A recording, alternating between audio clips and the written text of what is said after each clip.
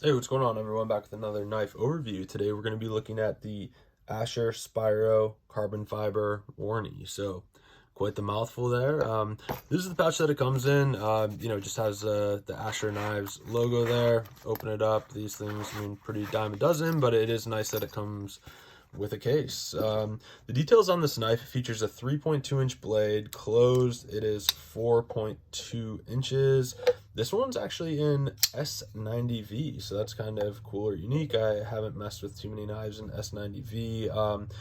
This one features silver carbon fiber handles, which are, very unique and kind of, it is hard to see, like right here, it says like AK, so Asher Knives, but, I think the most quintessential thing about this knife is going to be the color of that silver carbon fiber. There's not many knives that I've seen that have that. This one, the pivot's running on brass bearings. It features stainless hardware. It's a very lightweight 2.4 ounces, and this one is going to be made in China, so Chinese OEM. I did try to do some research on who the Chinese OEM was. Most people think Petrified Fish, but I just can't be sure. And the MSRP on this is a very palatable and appropriate $135. Before we get in my overview, we'll do a few quick size comparisons. The Asher Spiro as compared to the Longmont Field EDC that I just reviewed. Looks like that. These are very similar. Again, both of these knives were provided to me by my buddy Ryan, and he definitely has a type, if you know what I'm saying. So there's that. We'll look at a large Sebenza 31. Looks like that. And then finally, we'll go with the Something Obscene J-Cape 3.5. So with that, we'll get into my observations. Appreciate you all tuning in. All right, my first impression of this knife, which I think everyone kind of sees immediately, is just going to be these silver carbon fiber scales. I think it looks really cool. It reminds me of fish scales, actually, and although there are liners in here to increase the rigidity of the knife, they're not readily apparent, which I think is pretty cool.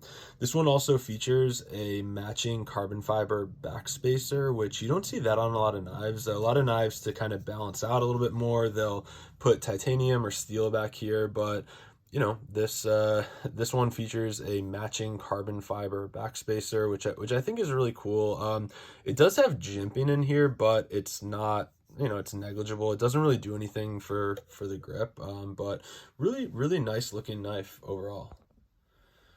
All right, my next impression of this knife was, so, the fact that this is going to be a liner lock, but, it was super comfortable to actuate, really easy to actuate.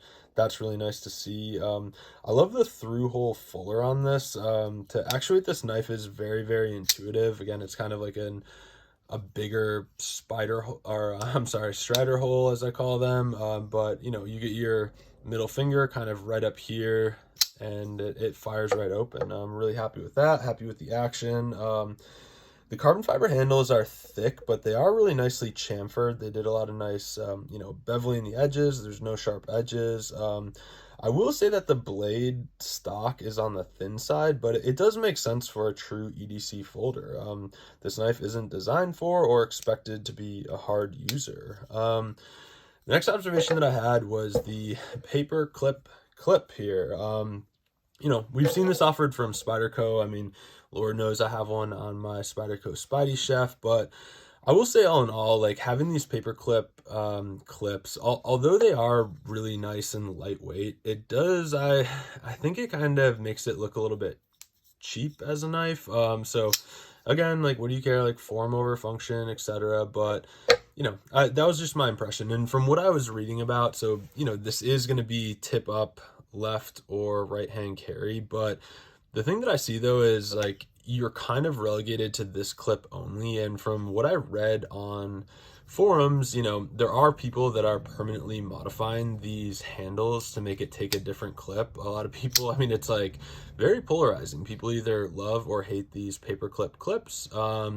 But if you do want to throw some other kind of clip on here, you are going to have to permanently modify the scale. So, that's a whole other can of worms.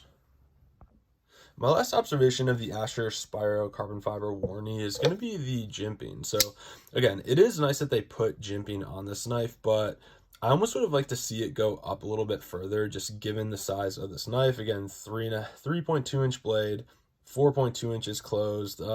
I think they could have used a few more lines of jimping, and that would have made it much more comfortable for a choked up grip. Although I appreciate it has jimping, it's not natural for me to have my thumb this low on the knife. It's almost like I need about half another row of jimping up here, and that would have made it really comfortable. So yeah, just I don't know, just a observation. It could be a personal thing, but that's why we're doing this. And that concludes my overview of the Asher Knives Spiro CF Wharnie. All in all, this knife is sleek, put together. I like the simplicity of the design, and at $135 price point, this one definitely hits above its weight class. I could see myself carrying this knife, but again, in a Chinese OEM saturated market, it would be difficult to purposefully land on this knife unless you were a diehard Asher Knives fan, or you saw a review that you really liked, etc. This just isn't a knife that I would, see on a website and say, oh, that's cool, I want to pick it up. So again, huge shout out to my buddy Ryan for letting me try out a couple, knives that are near and dear to him. I've really enjoyed, checking this knife out and the other ones that he provided me. So anyways, appreciate y'all tuning in, and we will see you next time.